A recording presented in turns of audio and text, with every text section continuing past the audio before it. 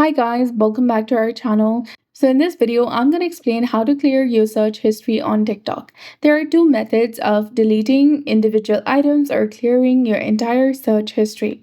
To delete individual search items on TikTok, you need to first launch the TikTok application, log into your specific account, tap on the search icon at the top right corner of your screen, and here tap on this cross icon beside the search which you want to remove.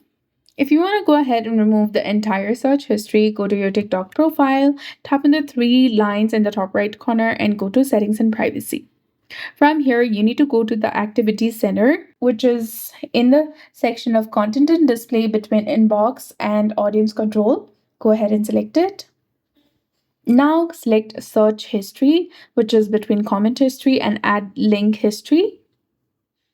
Here, tap on select in the top right corner of your screen. Then simply select the option of select all search history in the bottom left corner of your screen, and then tap on delete all, which is highlighted in red color.